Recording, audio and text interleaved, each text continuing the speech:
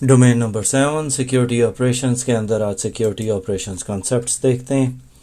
अब security operational concepts होते हैं कि जब भी हम किसी भी ऑर्गेनाइजेशन को सेटअप करते हैं तो उसके जो फाउंडेशनल सिक्योरिटी ऑपरेशन कॉन्सेप्ट्स हैं वो क्या होने चाहिए in order to perform good in the long run. उसके अंदर हमने जैसे पहले बात की थी need to know and least privilege. Need to know and least privilege है grant user only the rights and permissions they need to perform their job and no more. This prevents them from causing problems. Need to know है grant users access only to the data they need to perform their job and no मोर।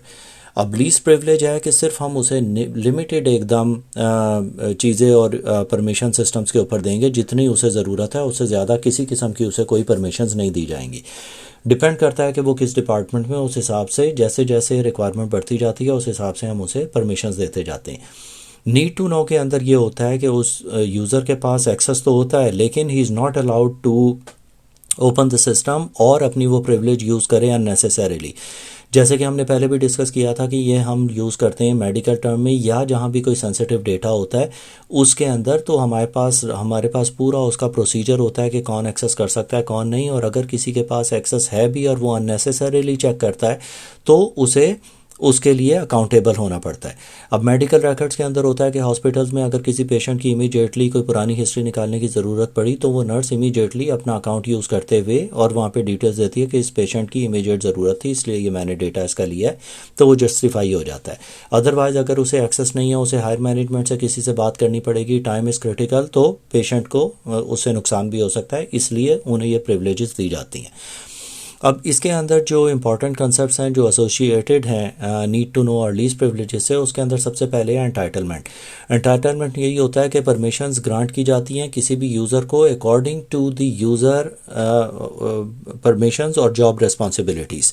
जितनी उसे ज़रूरत है उसे दी जाएगी उसे permission, जैसे जैसे उसकी ज़रूरत बढ़ती जाती है उस हिसाब से उसकी परमिशंस उसके अंदर ऐड कर दी जाती हैं। एग्रीगेशन का मतलब ये होता है कि जब एक आदमी एक ऑफिस में काम कर रहा था उसे कुछ परमिशंस थी, वो फिर किसी और डिपार्टमेंट में गया उसे मज़ीद परमिशंस मिल गई और वो पुरानी परमिशंस उसकी निकाली नहीं अकाउंट से। तो जब वो यूज़र डिफरेंट डिपार्टमेंट्स में मूव करता रहता है उसकी जो प्रिविलेजेस जमा होती रहती हैं, हम उसे प्रिविलेज क्रीप भी कहते हैं या एक्यूमुलेशन ऑफ प्रिविलेजेस या एग्रीगेशन कहते हैं। फिर हमारे पास आता है ट्रांजिटिव ट्रस्ट। ट्रांजिटिव ट्रस्ट के अंदर ये होता है कि जो भी यूज़र है उसका ट्रस्ट जो है एक्सटेंड करता है, एक्सेस उसकी प्रिविलेजेस जो हैं सब डोमेन्स के ऊपर हम दे देते हैं किसी भी एक्सटर्नल यूज़र को। जैसे आप किसी एक कंपनी के साथ सप्लाई चेन के साथ डील कर रहे हैं, आप कंप्यूटर मैन्युफैक्चर कर रहे हैं, तो उन्हें ज़रूरत पड़ती है आपके सिस्टम्स को और आपको उनके सिस्टम पे एक्सेस करने के लिए इन्वेंट्री डिटेल्स का कितनी चीज़ें इन स्टॉक हों। जैसे ही स्टॉक्स लो होते हैं वो ऑटोमेटिकली ऑर्डर प्लेस हो जाता है और आपको वो आइटम्स रिसीव हो जाते हैं। अब अगर आपने कोई डिफरेंट ऑर्गेनाइजेशंस के बीच में ये ट्रीटी थी तो उसके अंदर ये है कि अगर आप एक उनकी डोमेन के ऊपर लॉग इन करते हैं तो आपको उसकी सब कैटेगरी या सब डोमेन्स के ऊपर भी परमिशंस मिल जाती हैं। ट्रांजिटिव ट्रस्ट के अंदर ये होता है कि ऑटोमेटिकली नहीं मिलती हैं, जैसे ही आपको किसी डोमेन की सब डोमेन के अंदर आपको कोई भी ज़रूरत पड़ती है तो आपको वो परमिशन उनसे लेनी पड़ती है एक्सप्लिसिटली, वो ऑटोमेटिकली आपको नहीं मिलती है। इसीलिए हम इसे ट्रांजिटिव ट्रस्ट कहते हैं कि जैसे जैसे यूज़र जिस जिस लेवल पे आगे जाएगा उसे अकॉर्डिंगली परमिशंस उसकी दी जाएंगी। इसके बाद हमारे पास आता है separation of duties and responsibilities. अब इसके अंदर ये है कि इंश्योर करता है कि किसी एक सिंगल यूज़र के पास कंप्लीट अथॉरिटी या कंट्रोल ना हो क्रिटिकल सिस्टम्स के ऊपर। No single person complete authority या कंट्रोल ओवर क्रिटिकल सिस्टम्स और प्रोसेसेस। अब इसके अंदर हमें फ़ायदा क्या होता है कि it reduces the opportunities for fraud और अब्यूज़, कि अगर किसी एक आदमी के पास सोल रिस्पॉन्सिबिलिटी है और उसके पास सोल कंट्रोल है तो देयर आर हाई चांसेस कि वो करप्शन हो सकती है। अगर दो आदमी है उसके अंदर कोई भी दो यूज़र्स काम कर रहे हैं तो उन्हें एक दूसरे की परमिशन से या उनकी कंबाइंड अथॉरिटी होती है उसके थ्रू जब वो प्रोसेस होती है ओनली देन वो नेक्स्ट स्टेप के ऊपर जाता है। रिड्यूसेस हाई इम्पैक्ट मिस्टेक्स, अगर दो लोग एक चीज़ को चेक कर रहे हैं तो देयर आर लेस चांसेस कि उसके अंदर दोनों लोग मिस्टेक कर सकते हैं। Reduces dependence on a single person, कि अगर एक आदमी कोई जॉब छोड़ के चला जाता है या उसका डिपार्टमेंट चेंज हो जाता है तो आपका सिस्टम रुकता नहीं है, वो कंटिन्यूसली काम करता रहता है, जिसे हम जॉब रोटेशन भी कहते हैं। अब जॉब रोटेशन के अंदर हम कॉन्स्टेंटली लोगों को मूव करते रहते हैं डिफरेंट डिपार्टमेंट्स में। प्रिविलेज अकाउंट मैनेजमेंट ये होता है कि जो भी हमारे पास यूज़र अकाउंट्स हैं यूज़र के, the mechanism that manages and audit the account that have access system access beyond the standard user access के उसे मैनेज करना होता है कि कौन कौन से यूज़र अकाउंट्स कहाँ कहाँ से एक्सेस हो रहे हैं। इस चीज़ को मैनेज करने के लिए हम प्रिविलेज अकाउंट और एक्सेस मैनेजमेंट यूज़ करते हैं, जिसे हम पैम भी कहते हैं। इसका काम ये होता है कि ये हर यूज़र के लॉगिन अटैम्प्ट्स को देखता है, किन कंप्यूटर से, किस मैक एड्रेस से, कब एक्सेस किया गया है, लोकल अकाउंट था, यूनिक्स का रूट अकाउंट था, Windows server enterprise admin account था, या लोकल एडमिनिस्ट्रेटर अकाउंट था, या एक रिस्ट्रिक्टेड अकाउंट था, उनके सारी परमिशंस और उसकी डिटेल्स इसके पास होती हैं। अब अगर एक यूज़र है वो हमेशा एक ही कंप्यूटर यूज़ करता है और ऑल ऑफ ए सडन वो अगर किसी और कंप्यूटर से आ रहा है, तो दैट रिंग्स ए बेल कि कोई अकाउंट लीक हुआ है, या कोई उसे जस्टिफिकेशन देनी पड़ती है कि इस अकाउंट से उसने इसीलिए एक्सेस किया था। इसीलिए हम administrator account by the name of administrator या root account by the name of root use नहीं करते हैं।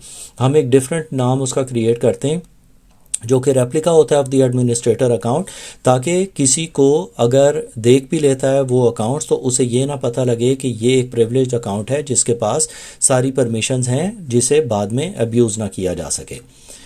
इसके बाद हमारे पास आता है जॉब रोटेशन। जॉब रोटेशन होता है इस systematic movement of employees from one job to another within the organization to achieve various human resource objectives such as orientation of new employees, training of new employees etcetera. कि हम कभी भी किसी एक employ को एक ही जगह काम नहीं करने देते। अब इसकी मेन रीज़न ये भी होती है कि हम देखना चाहते हैं पोटेंशियल अपने सारे एम्प्लॉयज़ का।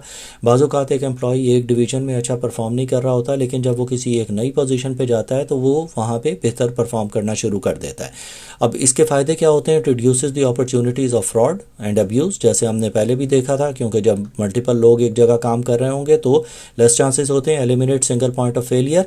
अगर सारे एम्प्लॉयज़ ने थोड़ा थोड़ा टाइम डिफरेंट डिविजन्स में काम किया हुआ है तो उन्हें ऑपरेशंस का उन सारे डिविजन्स के पता होता है। तो अगर कोई एक जॉब खाली होती है या किसी भी पर्सन को फायर किया जाता है या वो छोड़ के चला जाता है तो आपका बिजनेस रुकता नहीं है, ऑपरेट करता रहता है और प्रमोट प्रोफेशनल ग्रोथ, कि आप लोगों के पोटेंशियल को नर्चर करते हैं। आपको पता लगता है कि इस एम्प्लॉय के अंदर ये किस्म की एक्सपर्टीज़ हैं जो कि हम यूज़ कर सकते हैं फॉर आवर अदर डिपार्टमेंट्स। अब हमारे पास आते हैं सर्विस लाइन एग्रीमेंट्स, जो कि बहुत इंपॉर्टेंट हैं जब भी हम किसी ऑर्गेनाइजेशन के ऑपरेशंस को देखते हैं। It's a commitment between the service provider and a client, the particular aspect of the service, quality, availability, responsibility, और ये सारी चीज़ें देखते हैं। अब उसके अंदर आवर्स ऑफ अवेलेबिलिटी की जब बात आती है तो हमारे पास हमेशा ये टेबल आता है जिसके थ्रू हम कैलकुलेट करते हैं और जिसे हम कहते हैं कि how many nines are there in this particular kind of service agreement. अब उसके अंदर ये है कि अगर वो कहते हैं कि हमारा सिस्टम 99% अप रहता है, यानी 2 नाइन्स हैं, इसका मतलब है कि 88 आवर्स एक उसका जो डाउन टाइम है वो एक ईयर में 188 आवर्स मैक्सिमम हो सकता है। अगर आप 99.9 बात करते हैं यानी 3 नाइन्स हैं, इसका मतलब है कि हमारे एक साल के अंदर 9 आवर्स का डाउन टाइम पॉसिबल है। 99.99 अगर है तो 53 मिनट्स इन ए ईयर, और अगर 99.999 है तो वो 5 मिनट्स इन ए ईयर है। तो वो डिसाइड करता है कि कितने उनके पास एडवांस सेटअप है, जो कि मेक श्योर करता है कि आपके बिजनेस ऑपरेशंस एकदम परफेक्ट चलते रहेंगे। आवर्स ऑफ अवेलेबिलिटी वही इसी चीज़ की बात कर रहा है कि कितने आपके number of hours in 7 days a week, 24 hours a day and 365 days a year आपका ऑपरेशन आपके सिस्टम्स काम करेंगे, और उसके अंदर आपकी मेंटेनेंस विंडो क्या होगी, आपके वीकेंड्स क्या होंगे, आपके ड्यूटी आवर्स क्या होंगे, ये सारी चीज़ें। Average and peak number of concurrent users का मतलब ये होता है कि आपका सिस्टम कितना कैपेबल है कि एक टाइम में वो कितने सारे यूज़र्स को एट ए टाइम सर्व कर सकता है। अब उसके अंदर हम ट्रांजैक्शन पर सेकंड्स भी देखते हैं, पर मिनट देखते हैं या पर आवर्स के हिसाब से इसे कैलकुलेट करते हैं। ट्रांजैक्शन थ्रूपुट ये होती है कि आपका सिस्टम कितना कैपेबल है कि वो इतना हैवी लोड अगर उसके ऊपर आएगा तो वो उसे एक्यूरेटली प्रोसेस कर सकेगा या सिस्टम क्रैश कर जाएगा।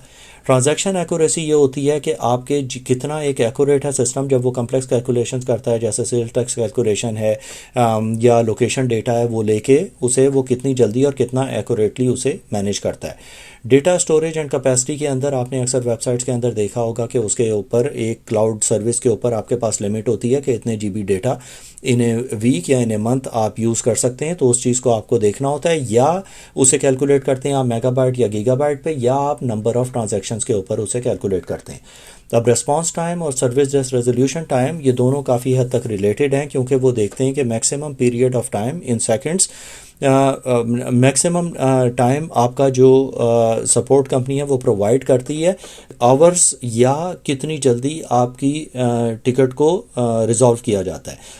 अब रेस्पॉन्स टाइम ये है कि आपने एक ईमेल भेज दिया, उसके ऊपर कितनी जल्दी उन्होंने रिस्पॉन्ड किया है। सर्विस डेस्क रेजोल्यूशन टाइम ये है कि from time of opening the ticket till the problem is solve, इस टाइम को कैलकुलेट करते हैं। मीन टाइम बिटवीन फेलियर्स ये होता है कि आपके जो टाइम है किसी भी फेलियर के बीच में वो कितना था in order to fix the problem.